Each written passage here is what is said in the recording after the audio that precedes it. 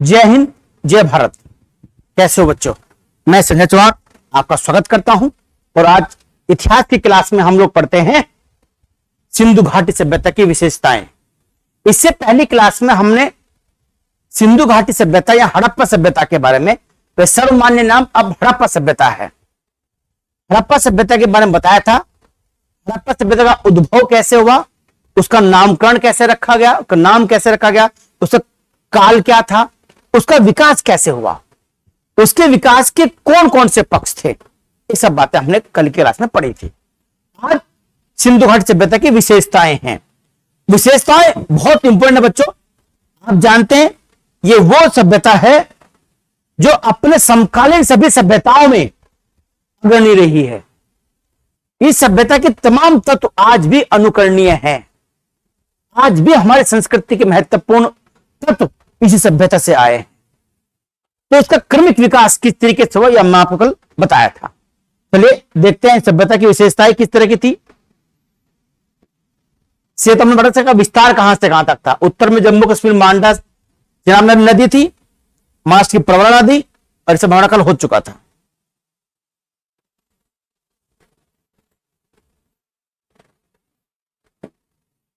देखिए सिंधु घाटी सभ्यता की विशेषताएं, यह एक नगरीय सभ्यता थी, बिल्कुल थी। अभी हम जो घाटी की सभ्यताएं पढ़ रहे हैं, जो हड़प्पा सभ्यता की विशेषताएं हैं, वो मैं आपको बता रहा हूं। हम लोग कुछ पार्ट में बांट के पढ़ेंगे। जैसे एक तो उस काल का समाज कैसा था, एक उस काल की अर्थव्यवस्था कैसी थी, उस काल की अर्थव्यवस्था कैसी थी, एक उस काल का विज्ञान कैसा था, तकनीकी कैसी थी, एक उस काल का मनोरंजन यानी आमोद प्रमोद के साधन क्या थे, उसका मनोरंजन क्या था, साधन क्या थे, मनोरंजन के साधन क्या थे, देख लेते हैं।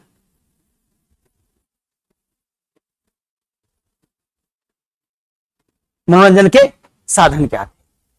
ठीक, उस सभ्यता की अर्थव्यवस्था, समाज, विज्ञान, राजनीति क्या थी, और उस सभ्यता का धर्म क्या था, यानी उसकी धार्मिक विशेषताएं क्या थी। इन सब कैटेगरी में बांट के हम उसकी सभ्यताओं को देखेंगे। ये ओवरऑल जो है ये देख लीजिए आप, मेनली आउटलाइन बन जाएगी आपके दिमाग में। सिंधु सभ्यता की नगरीय सभ्यता थी, बिल्कुल एक नगरीय सभ्यता थी। क्या नगर अपने आप कहीं से डेवलप हो गए? नहीं। सिंधु सभ्यता या हड़प्पा सभ्यता की सबसे बड़ी विशेषता यह है बच्चों कि हड़प्पा सभ्यता का विकास एक क्रमिक विकास है।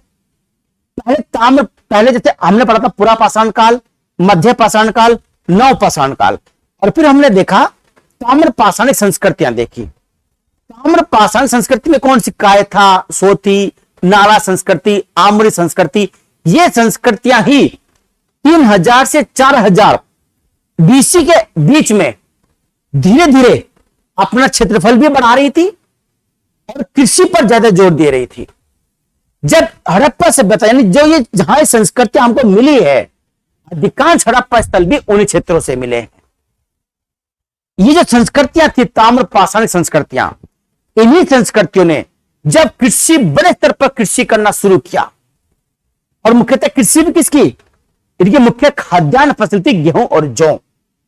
चावल मुख्य खाद्यान्न फसल नहीं थी। और देखिए आज भी इस क्षेत्र के लोगों की, जो पंजाब है, राजस्थान है, हरियाणा है, चावल इनकी मुख्य खाद्यान्न फसल नहीं है। ये भी गेहूं का प्रयोग ज्यादा करते हैं। उपजाते भले ही चावल हैं, पर मुख्य फसल आज भी खाद्यान्न है। वो क्या नाम, गेहूं ही है। तो यही उस समय की थी, गेहूं और जौ, ये खाद्यान्न फसलें थी। जब ये ज्यादा पैदा हुई, अधिशेष पैदा हुआ, तो बच्चों जब भी अधिशेष पैदा होता है तो ध्यान रखिएगा, जब भी अधिशेष पैदा होगा ना, तो वो अधिशेष क्या करेगा, वो अधिशेष हमेशा व्यापार को जन्म देगा। कृषि अधिशेष, कृषि अधिशेष, कृषि अधिशेष क्या होता है? जब कृषि का उत्पादन ज्यादा होता है, यानी जितनी आवश्यकता से अधिक उत्पादन करते हैं। आवश्यकता से अधिक उत्पादन कब होगा? जब हम गहन कृषि करेंगे, जब अच्छी कृषि करेंगे, तो तभी तो ज्यादा उत्पादन होगा। तो जब ज्यादा उत्पादन हुआ, उस अधिशेष उत्पादन को एक स्थान से दूसरे स्थान तक ले जाया गया गाड़ियों के द्वारा, वो चाहे बैलगाड़ी रही हो, इक्का गाड़ी रही हो, कुछ भी माध्यम रहा हो व्यापार का, तो उस अधिशेष को एक स्थान से दूसरे स्थान तक ले जाया गया, तो उसे व्यापार का जन्म हुआ। किसका? व्यापार। तो इससे व्यापार जन्मेगा तो जाहिर शहर डेवलप होंगे, नगर डेवलप होंगे, तो क्या सभ्यता बनी? नगर सभ्यता बनी। सड़कें एक दूसरे को समकोण पर काटती थी, बिल्कुल पूरब से पश्चिम दिशा में थी। हवा जो सड़क स्वतः साफ हो जाती थी। नालियां ढकी हुई थी, बहुत बड़ी विशेषता ये, नालियां क्या थी? ढकी हुई होना। अर्थव्यवस्था का मुख्य आधार कृषि ही था। चलिए पढ़ा ना भी, कृषि अधिशेष क्या था? इसकी अर्थव्यवस्था का मुख्य आधार था। व्यापार विदेशों तक था, पढ़ेंगे व्यापारिक पूरी चीजें। समाज मां सत्तात्मक था। मां सत्तात्मक समाज इसलिए था कि मन जो कि मात्र देवी की मूर्तियां अधिक मिली है। और मैंने आपको कई बार बताया है, जो ये पुरातात्विक स्रोत होते हैं ये वस्तुनिष्ठ होते हैं, इनकी व्याख्या आत्मनिष्ठ होती है। हमें मात्र देवी की मूर्तियां अधिक मिली तो हमने क्या बोल दिया कि सत्ता कैसी थी? मात्र सत्तात्मक सत्ता थी, यानी एक प्रकार से स्त्रियों की प्रधानता थी। ठीक, चलिए लिपि कैसी थी? भाव चित्रात्मक लिपि है।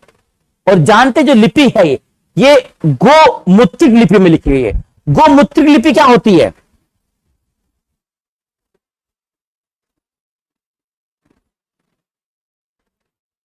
गोमूत्रिक लिपि उसे बोलते हैं जो पहले बाएं से दाएं और फिर दाएं से बाएं और फिर बाएं से दाएं और फिर दाएं से बाएं, ऐसे लिखा जाए, इसे चंपू स्थल लिपि कहते हैं। तो लिपि क्या है? ये गोमूत्रिक लिपि बोलते हैं। तो जो लिपि है मेनली तो दाएं से बाएं है, और कुछ इसमें क्या है? बाएं से दाएं भी है। और लगभग 400 से 600 के आसपास इसमें शब्द हैं। हालांकि मूल तो जो चित्र बने हुए हैं वो 60 के आसपास ही हैं। तो इनको बार बार बनाए। चित्र किसके हैं? चिड़िया, मनुष्य चित्र बनाए गए हैं, पशुओं के हैं, पक्षियों के हैं, चंद्रमा के हैं, मछली के हैं, इससे चित्र बनाए गए हैं। तो 60 ही मूल चित्र है, पर प्रयोग कितनी बार हुए? 4 से 600 के आसपास। मोहर पर सर्वाधिक एक सींग वाले जानवर चित्र, यानी एक श्रृंगी सांड का चित्र सबसे ज्यादा मिला हुआ है। एक सींग वाला सांड सबसे प्रिय पशु था इनका। इनके मोहरों पर गाय का चित्र नहीं है, गाय की जानकारी इनको नहीं थी, ना ही गाय की जानकारी थी। घोड़े के भी अवशेष इनके यहां कम मिले हैं। लोथल और सूरकोटड़ा से जरूर मिला है। सूरकोटड़ा से तो गुजरात में पड़ता है, एक पूरा कंकाल मिला है घोड़े का, लेकिन हम उसके आधार पर यह नहीं कह सकते अब कि क्या था। बिल्कुल पूरी तरीके से ये जो थे इनको घोड़े की जानकारी थी। यहां माप तोल के लिए न्यूनतम बाट प्रणाली 16 किलोग्राम की थी। एक्चुअली 16 जो ग्राम था ये 16 के अंक में थे, 8 के अंक में, 8 दूनी 16 दूनी 32 दूनी 64, इस तरीके से। तो 16 गुणज के रूप में थी, 16 के गुणज माना गया है। सभ्यता के लोग युद्ध और तलवार से परिचित नहीं थे। शांति प्रिय लोग कैसे होंगे परिचित? मैं भाई व्यापारी वर्ग के लोग थे, व्यापार करते, तो परिचित कैसे होंगे? सभ्यता के विनाश का सबसे बड़ा कारण बाढ़ को माना जाता है। किसको? बाढ़। हालांकि केवल बाढ़ी कारण नहीं था सभ्यता के पतन का, बहुत सारे कारण थे जो एक साथ पैदा हुए और उन्हें हड़प्पा सभ्यता को समाप्त कर दिया। अब देखते हैं विस्तार से सिंधु सभ्यता के बारे में क्या क्या चीजें थी। देखिए सबसे पहले देखते हैं सभ्यता का उद्भव, तो हम देख ही चुके हैं उद्भव हुआ। इसमें कृषि क्या थी पहले देखते हैं, कृषि की क्या विशेषताएं थी, कृषि के अंतर्गत क्या क्या इसमें चीजें थी, पहले ये देखेंगे। इसमें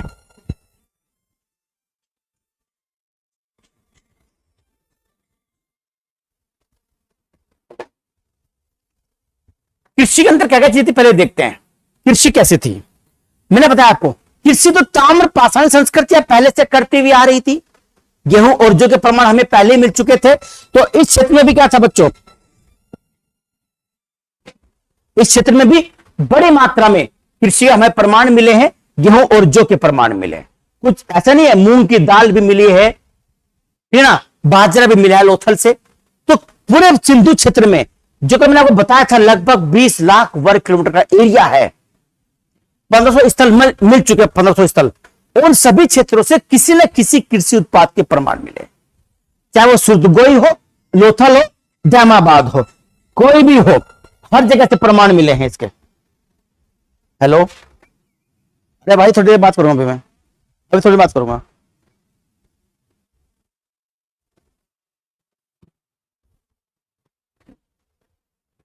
हर जगह से कृषि के प्रमाण मिले हैं। तो कृषि इन्होंने ज्यादा पैदा करी, गहन कृषि करी। कारण क्या था? जिस क्षेत्र में ये बसे हुए थे, आज का राजस्थान, आज का राजस्थान मान लीजिए, गुजरात है, आपका सिंध का इलाका है, यहां बड़ी बड़ी नदियां थी, जैसे सिंधु नदी, सरस्वती नदी, सतलज, सब बड़ी नदियां थी। तो बड़ी नदियों की होने की वजह से जो क्षेत्र था वो उपजाऊ क्षेत्र था, सिंचाई की सुविधाएं नहीं थी, नदियां बाढ़ से पानी लाती और वापस चली जाती। जो मिट्टी थी वो मुलायम मिट्टी थी, उसमें खेती करना आसान था, गहन कृषि हुई, हल के प्रमाण हमें मिले, मिट्टी का हल मिला हमको। कहां से मिला मिट्टी का हल? आपको मालूम होगा कहां से? बनवाली से मिला है। बनवाली पड़ता है हरियाणा में, यहां से मिट्टी के हल के प्रमाण मिले हैं। कालीबंगा देखो राजस्थान में, वहां पर जो है हमको एक प्रकार से संयुक्त फसल के प्रमाण मिले।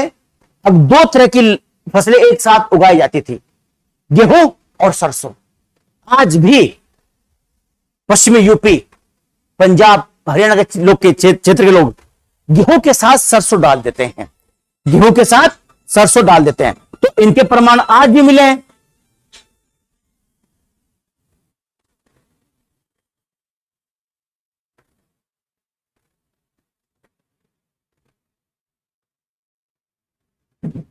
इनके प्रमाण आज भी मिले हैं।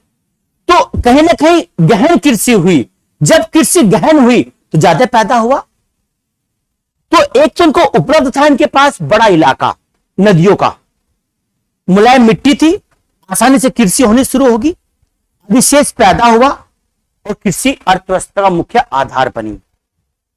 जब कृषि आधार बनेगी, जब व्यापार शुरू होगा, तो जाहिर सी जब व्यापार शुरू होगा तो व्यापारी वर्ग भी तो बनेगा।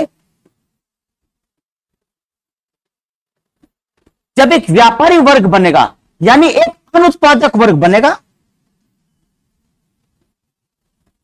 अनुत्पादक वर्ग कौन सा? जो कृषि नहीं करेगा, जो बनिए है, नाई है, धोबी है, किराना की दुकान खोलने वाले लोग हैं, एक जगह दूसरे स्थान पर जाने वाले लोग हैं। जब ये लोग होंगे तो जो उत्पादन नहीं करते, जो गैर उत्पादक हैं, तो उनको तो अन्न चाहिएगा ना, तो कृषि उनको अन्न देगी, जो अधिशेष पैदा कर रहा। कैसा पैदा कर रहा? अधिशेष पैदा कर रही है कृषि। कृषि अधिशेष अनुत्पादक वर्ग के लिए कर रही है। तो ये व्यापार कर रहा है, एक जगह दूसरी जगह वस्तु को ले जा रहा है, अधिशेष बेचा गया, इनकम बढ़ी, आय बढ़ी लोगों की। जब आय बढ़ती है तो आप जानते हैं अर्थव्यवस्था का नियम होता है, जब पैसा बढ़ता है तो व्यक्ति अपने विलासता वाली वस्तुएं खरीदता है। तो इन लोगों ने मनके खरीदने शुरू किए। मनके थे ना, एक अच्छे पत्थर के बने मनके थे, जो बीच में छेद होता था और वो गले में पहनते थे, धातु का इस्तेमाल करते थे, ऐश और आराम का जीवन व्यतीत करते थे। जो घर बने हैं, बड़े अच्छे नियोजित घर बने हैं। तो आधार तो कृषि ही है, सपोर्ट कर रहा है व्यापार। और ये व्यापार केवल आंतरिक नहीं था बच्चों, ये व्यापार बाह्य भी था। बहुत सारी वस्तुएं बाहर से मंगाई गई है, आयात की गई है।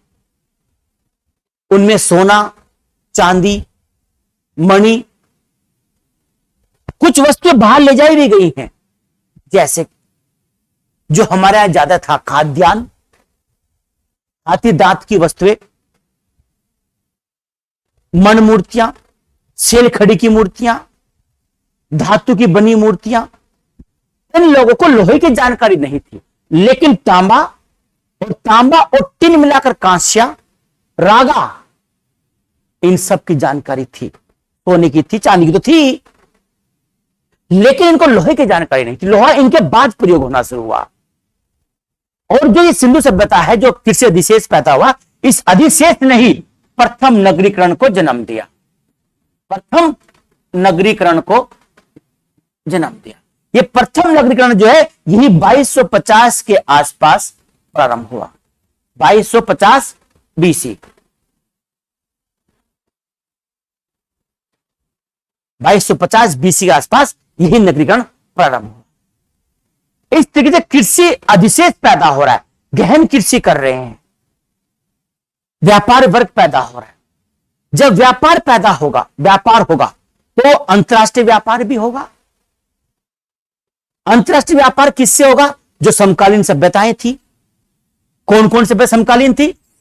जैसे देख लीजिए आप, मेसोपोटामिया की सभ्यता थी। कौन सी? मेसोपोटामिया।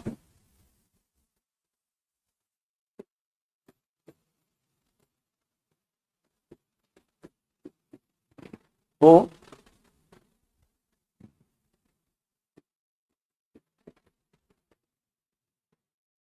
मेसोपोटामिया की सभ्यता थी, मिस्र की सभ्यता थी। ये सभ्यता कैसी थी? समकालीन सभ्यता थी। बहुत सारी वस्तुएं मेसोपोटामिया की भारत से मिली है, बहुत सारी वस्तुएं हड़प्पा सभ्यता की मेसोपोटामिया से मिली है। और यहां तक कि मेसोपोटामिया का जो राजा था सोगरान, सोगरान नाम का राजा, उसका अभिलेख मिला वहां से। और उसके अभिलेख में एक सभ्यता का उल्लेख, दो तीन स्तर का उल्लेख है। किस तरह उसमें दिलमुन, एक इस तरह मगन, एक इस तरह मेलुआ, मेलुहा, मेलुहा। दिलमुन की पहचान करेगी बहरीन से। किससे करेगी? बहरीन से। इसकी पहचान करेगी मस्कट से।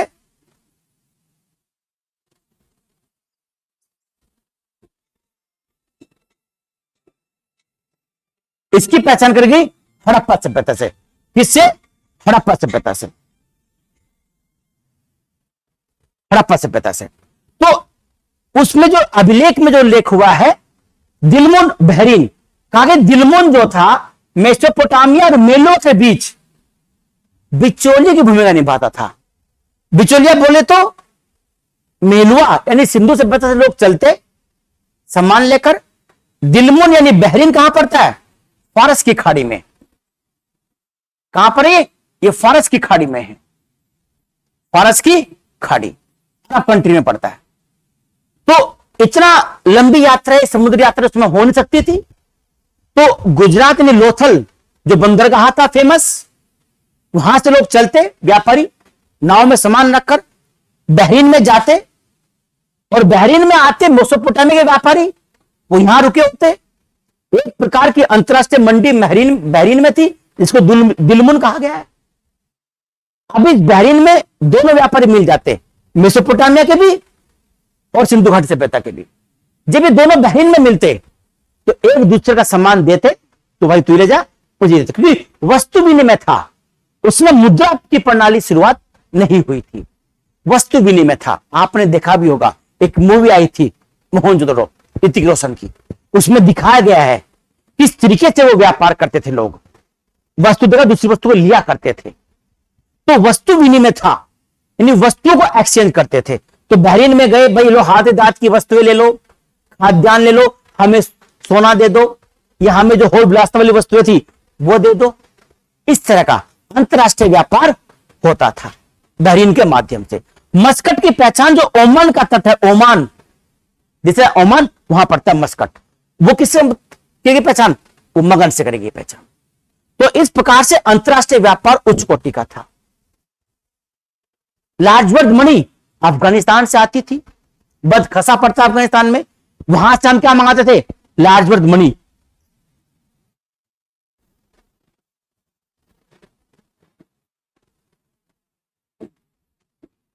लाजवर्द मणि कहां से आती थी? लाजवर्द मणि बदखसा।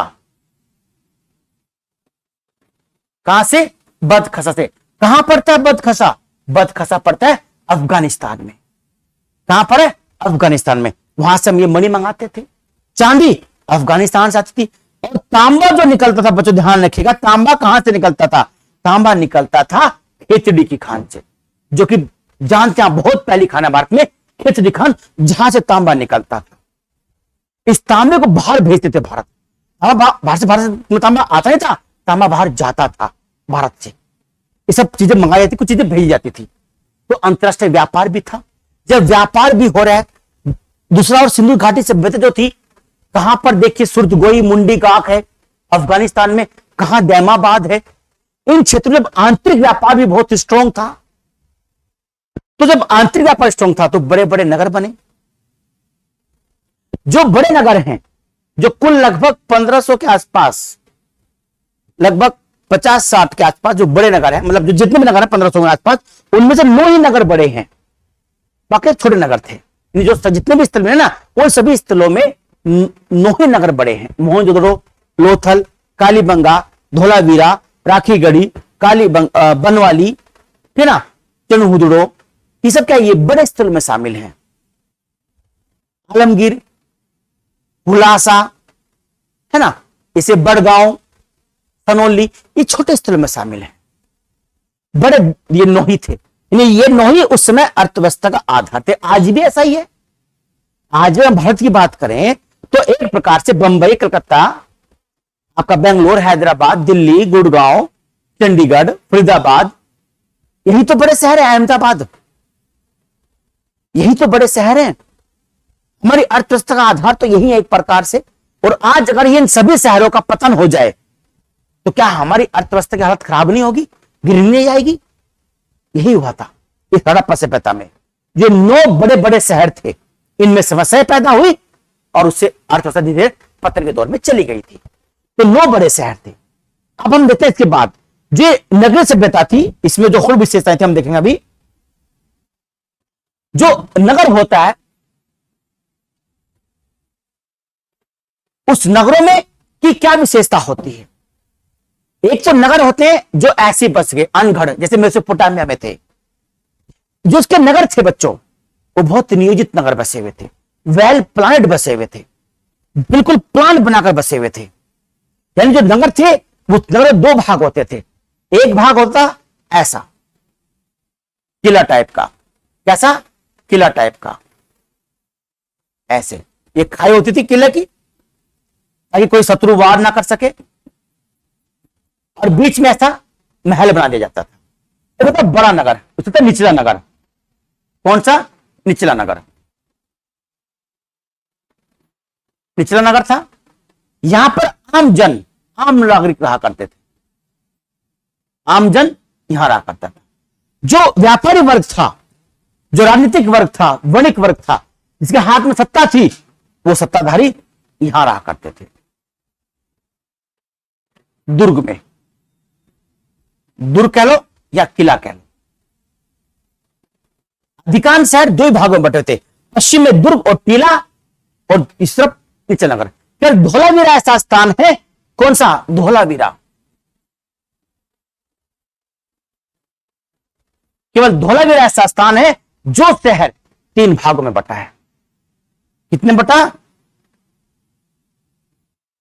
3 भागों में बटा था। उसमें बीच में एक शहर और था, मध्यम नगर। कौन सा बीच में? बीच में एक मध्यम नगर, ठीक ना। तो 3 शहर बटे, दुर्ग या टीला, निचला नगर, और बीच में मध्यम शहर। ऐसा कर कौन सा स्थल है? धोलावीरा। इसका अर्थ होता है हिंदी में सफेद कुआं। किसका? धोलावीरा। जैसे ना मोहनजोदड़ो मृतकों का टीला, ऐसी इसका अर्थ है सफेद कुआं। कालीबंगा का अर्थ है काली चूड़ियों वाला। कालीबंगा का अर्थ क्या है? काली चूड़ियों वाला। इसका अर्थ क्या है? सफेद कुआं। मोहनजोदड़ो का अर्थ क्या है? मृतकों का टीला। इनके उन भाषाओं में अर्थ जिनका नाम रखा गया है। तो शहर बसे हुए थे। अब जो शहर थे, बाकी जो शहर जैसे निचला नगर जो था और जो शहर बसे हुए थे, ये 2 किस तरीके से बसे हुए थे? जो भी शहर बसता था वो शहर में जो सड़क है, जैसे एक सड़क है, ये मेन सड़क होगी, एक सड़क आपकी ये होगी मेन।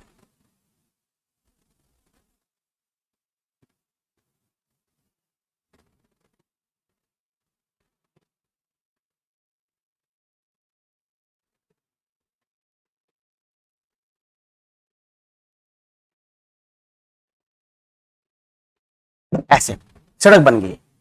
अब इसमें क्या था? जो यहां मकान बने होते थे वो एक दूसरे सटकर बने होते थे, ऐसे सटकर।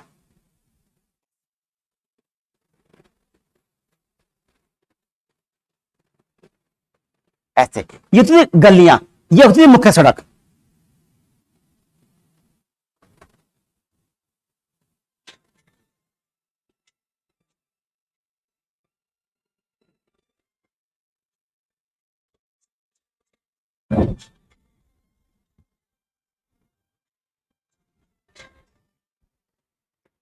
ये थी मुख्य सड़क। अब क्या था? ये जो मकान थे इनके जो दरवाजे थे वो इस ओर होते थे, इस ओर, यानी मुख्य मार्ग पर दरवाजे नहीं खुलते थे, जो अंदर गली थी उस पर दरवाजे खुलते थे। मुख्य मार्ग पर जो दरवाजे खुलने का अवसर मिला है वो केवल लोथल और कुछ कालीबंगा से मिला है, और कहीं से नहीं मिला। कालीबंगा में ही जो मकान थे मुख्य द्वार पर खुलते थे, जो मकान के जो गेट थे वो मुख्य सड़क की ओर होते थे। बाकी सभी शहरों में कहां थे वो, जो अंदर जो गलियां होती थी उसमें खुलते थे। देखिए आप कितनी अच्छी व्यवस्था थी कि जैसे एक मेन रोड है, मेन रोड पर गेट ना खोलकर, मेन रोड पर गेट ना खोलकर, मैं जब भी वीडियो बना रहा हूं बाद में बात करूंगा।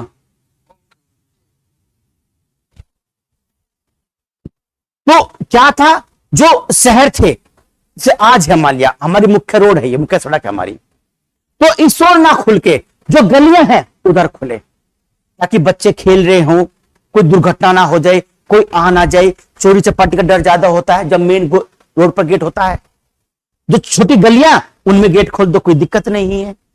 तो कितने समझदार लोग थे, उनके सिद्धांत, उनकी योजनाएं आज भी अनुकरणीय हैं हम लोगों के लिए, उसमें तो थी, आज भी अनुकरणीय है। तो इस तरह के मकान थे, और ये मकान, सभी मकान एक दूसरे को समकोण पर काटते थे। समकोण पे काटे हैं, देखो यहां पे भी समकोण है, यहां पे भी समकोण है, यहां पे समकोण है, सब कैसे, सब ऐसे तो बचे मकान सारे।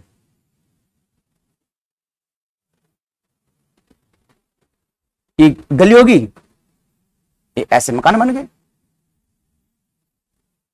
ऐसे करके, हो सकता है कि कोई गली यहां पर भी होती है ऐसे करके। तो जैसे होता है ना चेस बोर्ड, उस तरीके से थे, चेस बोर्ड होता है। तो एक नियोजित नगर बचे थे, प्लान, जैसे हमारा चंडीगढ़ है आज, या नोएडा है, गुड़गांव है, ये हमारे नियोजित शहर है। नियोजित मतलब प्लानिट बसे हुए शहर हैं। तो ऐसे नियोजित नगर थे हड़प्पा सभ्यता के, ठीक। और दूसरी बात, जो ये सड़कें होती थी, जो एक सड़कें होती थी, इनके साइड में नालियां बनी होती थी, नाली, ये नाली पक्की ईंटों की बनी होती थी। पक्की ईंटों का इस्तेमाल करने वाले दुनिया के, पक्की ईंटों की,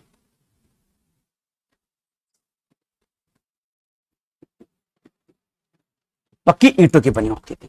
पक्की ईंटों प्रयोग करने वाले दुनिया के पहले लोग हैं, और यह इनके लिए वरदान भी था और अभिशाप भी हुआ। वरदान इसलिए था कि पक्की ईंटें बनाई, आज भी टाइल्स की ईंटें बनाई।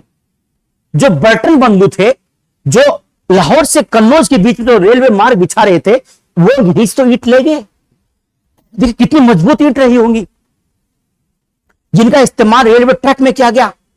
बाद में तमाम जो आसपास मकान गांव रहे होंगे, उन्होंने जो भवन बनाए, यहीं से ईंटें लगे। तो बहुत सारी ईंटें तो चली गई, खत्म होगी। वो ईंटें आज भी टाइल्स की तरह मजबूत है, कि खुली भट्टी में पकाई गई है। ओपन भट्टा होता था, ओपन।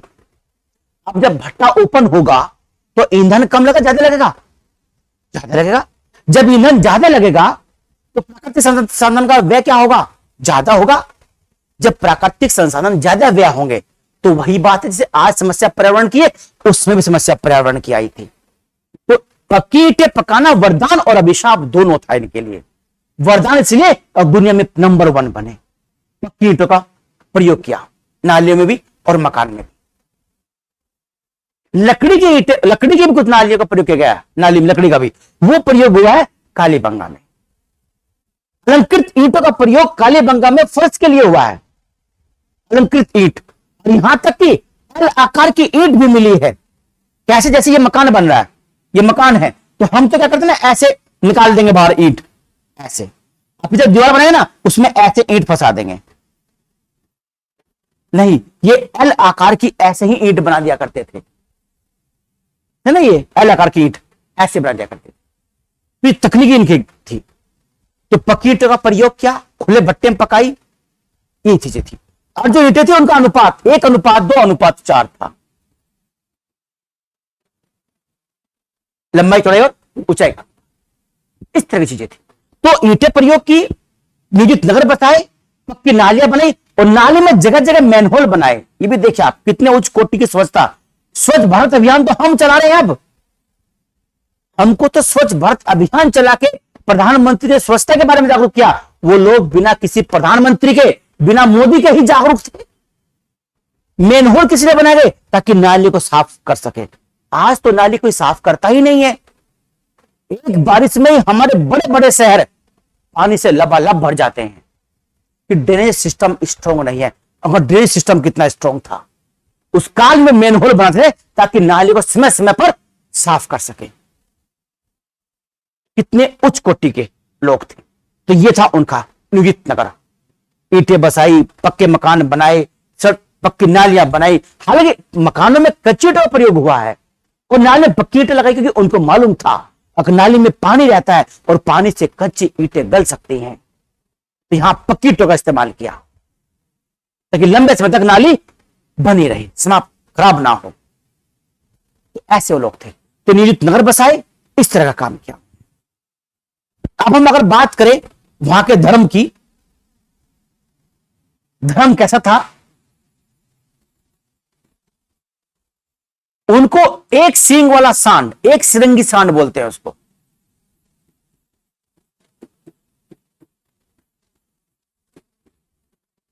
एक सिरंगी सांड, ये उनको बहुत प्रसिद्ध, बहुत उनको लोकप्रिय था। कारण क्या है? अधिकांश जो लगभग 5500 के आसपास जो वहां पर मोहरें मिली हैं, उन मोहरों पर अधिकांशतः एक सींग वाले सांड का प्रयोग हुआ है। कुछ पर अन्य पशु भी हैं, पर ज्यादातर पर इसी का प्रयोग हुआ है। हमें घुंडी बनी है ताकि उनको हम टांग सके कहीं मोहर को। वो मोहर जो थी वो यातायात और का मतलब जो वस्तु विनिमय था उसका माध्यम भी बनती थी और एक स्थान दूसरे स्थान पर जाने में प्रयोग होती थी। आपने पढ़ा होगा, आपने देखा भी होगा मोहनजोदड़ो मूवी में, वो ऐसे लगाते हैं मोहर को, ऐसे करके कपड़े पर लगाई कि कपास उगाने वाले दुनिया में पहले वो लोग यही हैं। हड़प्पा सभ्यता के लोग, दुनिया में सबसे पहले कपास भी इन्होंने उगाई थी और कपास के कारण इंडस वैली को सिंडन कहा गया था। कहा था सिंडन, किसकी वजह से? कपास, सिंडन, कपास उगाने के कारण। तो कपड़ा बनाया इन्होंने, उस कपड़े पर मोहर दिखाई गई है उस मूवी में, किस तरह की मोहर लगाया करते थे, इस तरह चीजें थी। अब कहीं से भी हमें मंदिर के प्रमाण नहीं मिले, मंदिर के प्रमाण नहीं मिले। मन यानी माता देवी की मूर्ति तो मिली है, माता देवी की मूर्ति मिली और बहुत सारी मूर्तियां मिली, वृक्ष पूजा के प्रमाण मिले, नाग पूजा के प्रमाण मिले, जल पूजा के प्रमाण मिले, स्वास्तिक का चिन्ह मिला। स्वास्तिक, स्वास्तिक किसके लिए होता है पता है आपको? स्वास्तिक सूर्य की पहचान है। सूर्य की पूजा के लिए स्वास्तिक का प्रयोग करते हैं। किसी पूजा के लिए? सूर्य की पूजा के लिए स्वास्तिक का प्रयोग करते हैं। स्वास्तिक का चिन्ह मिला है हमें कहां से? मोहनजोदड़ो से। मोहनजोदड़ो से जो मिला है, इस बात का प्रमाण है कि वो लोग सूर्य की पूजा करते थे। जल पूजा के लिए स्नानागार का जो प्रमाण मिला है मोहनजोदड़ो से। कुंभ, महाकुंभ जैसा कोई आयोजन होता होगा, उससे पहले वहां स्नान करते थे। नाग पूजा के प्रमाण मिले, वृक्ष पूजा के प्रमाण मिले हैं। तो ये सब चीजें क्या है? इनके जो था ना, ये निवृत्ति मार्ग के थे, प्रवृत्ति मार्ग के नहीं थे ये लोग। यानी किसी हो सकता है किसी मूर्ति पूजा में विश्वास ना करते हो, मंदिर में विश्वास ना करते हो, इन प्राकृतिक पूजा में विश्वास करते हो। प्रकृति ने जो हमें दिया, ये कहीं ना कहीं उनके दिमाग में प्रकृति के प्रति संरक्षण का भाव है।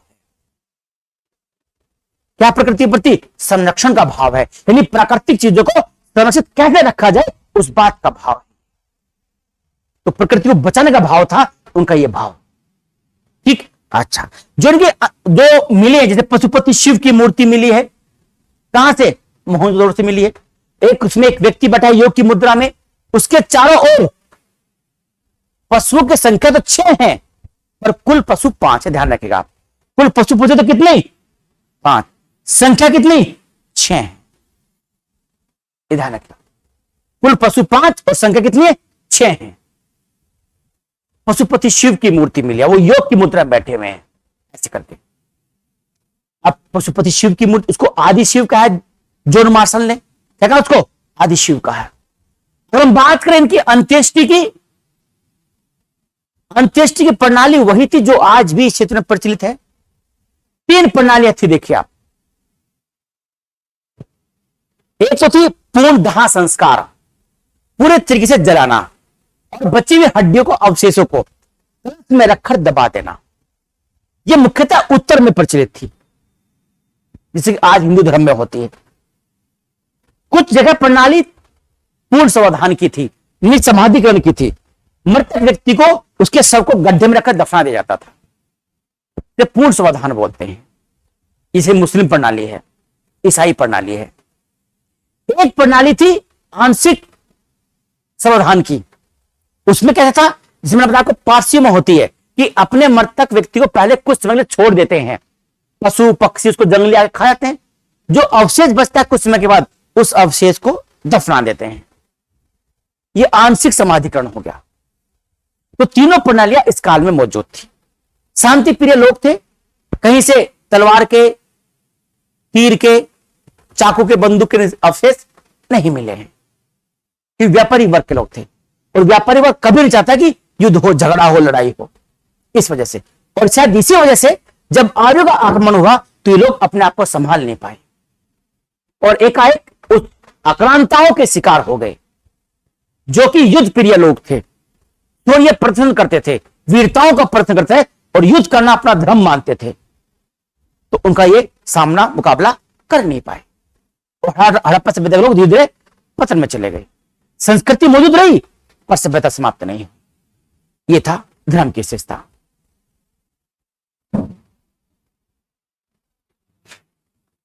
बात करते हैं समाज की। समाज में जो वर्ग विभाजन के प्रमाण हमें नहीं मिलते, यानी जैसे वर्ग विभाजन हमें वैदिक काल में दिखाई देता है, बाद के काल में वर्ण व्यवस्था वो हमें दिखाई नहीं पड़ते, लेकिन समाज में एक न एक वर्ग विभाजन अवश्य था, उच्च और नीचे का। जो उच्च वर्ण के लोग थे, बड़े व्यापारी रहे हों, बड़े वणिक वर्ग सत्ताधारी लोग रहे हों, कि यह माना गया है कि शायद इनके काल में जो अधिकार था, राजनीतिक अधिकार, वो वणिक वर्ग के हाथ में था, यानी व्यापारी के हाथ में था, वणिक वर्ग के हाथ में था। तो ये लोग तो किले में रहा करते, दुर्ग में रहा करते थे, जिसकी सुरक्षा के लिए था। जो आम जन थे, जो आम पब्लिक रही होगी, किसान रहे होंगे, छोटे व्यापारी रहे होंगे, मजदूर रहे होंगे, वो निचले नगर में रहा करते थे। यह वर्ग विभाजन तब तक पता चले जब तक कि लिपि पढ़ी नहीं जाएगी कि किस तरीके से क्या था, क्या किसका प्रतीक थी। तो केवल आत्मनिष्ठता है, हम अनुमान लगा रहे कि ऐसा शायद होगा। मात्र सत्तात्मक समाज इसलिए कहा गया कि मात्र देवी की मूर्तियां क्या है, बहुत ज्यादा मिली है। जब मात्र देवी की मूर्ति ज्यादा मिली है तो हमने क्या कह दिया, भाई मात्र सत्तात्मक समाज था। मात्र सत्तात्मक यानी माता की मूर्ति ज्यादा मिली है, स्त्री की मूर्ति ज्यादा मिली, तो समाज क्या था, मात्र सत्तात्मक समाज था। ये हमने कह दिया इसके बारे में।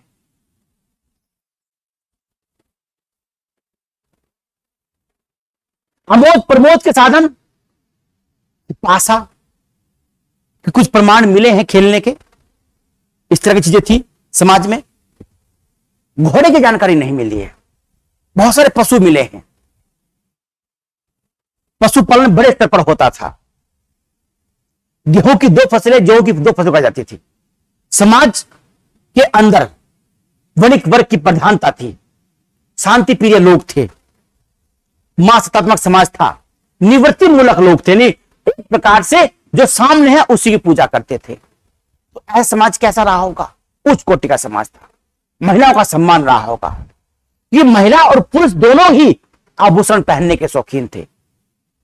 जो हमें माता देवी की मूर्तियां मिली है, जो अन्य मूर्ति मिली है, कांस्य की मूर्ति मिली है, मोहनजोदड़ो जो नर्तकी की मूर्ति है, उसमें पूरे हाथ में अपना वो चूड़ियां ऐसे पहनी हुई है। जो हमें मोहनजोदड़ो जो मूर्ति मिली है पशुपति शिव की, उसके भी वहां से भी मिला, उसके हाथों में भी क्या है, चूड़ियां हैं। मोहनजोदड़ो से एक मूर्ति मिली है एक व्यक्ति की, उसके सिर पर 2 सींग दिखाए गए हैं। जो सींग दिखाए गए हैं 2, है तो व्यक्ति वो, पर सींग निकले हुए हैं 2। वो किस पशु के बारे में को संदर्भ करें ये पता नहीं है। उसके भी जो हाथ है उनमें भी बहुत सारी चूड़ियां पहने हुए हैं। तो कहीं ना कहीं आभूषण पहनने का शौक दोनों लोगों का था, स्त्री को भी और पुरुषों को भी। तो दोनों ही एक प्रकार से एक खुशनुमा जीवन व्यतीत करते थे। एक अच्छा जीवन स्टाइल उनका था, जीवन जीने की कला उनको आती थी उस काल में, देखिए आप। तो ये तो उनकी समाज था, अर्थव्यवस्था थी, तकनीकी थी, और जिस तरीके से उन्होंने काम किया, धर्म व्यवस्था में काम किया, ये सब मैंने आपको बताया, वो चीजें थी। अब हम इसके अलावा एक क्लास और करेंगे कल को, वो हमारी क्लास होगी स्थल को लेकर, महत्वपूर्ण स्थलों को लेकर। अब कौन से स्थल से क्या चीज मिली है उसकी व्याख्या उसी स्थान पर हो। जैसे ऐसे हम आपसे पूछे सौंदर्य प्रसाधन का सामान कहां से मिला, पूरा ब्यूटी पार्लर का सामान ना, जो लड़कियां महिलाएं होती हैं जाती हैं ब्यूटी पार्लर में, पूरा ब्यूटी पार्लर का सामान, लिपस्टिक तक के प्रमाण, कंगा, धातु का शीशा, आईना, सब हुदड़ों से मिला है। उस तरह मिला है सूती वस्त्र में लिपटा हुआ मोहनजोदड़ो से। तो जो दो स्थल हम कल को पढ़ेंगे, उन किस स्थल से कौन सामग्री मिली है उसकी व्याख्या उसी स्थल पर करते हुए चलेंगे। ठीक है बच्चों, उम्मीद करता हूं, आशा करता हूं आपको क्लास अच्छी लगी होगी, जानकारी में वृद्धि हुई होगी, और नोट करने का भी आपको पूरा अवसर मिला होगा। ठीक है, इस तरीके से। तो तब तक के लिए, कल तक के लिए, जय हिंद, जय भारत।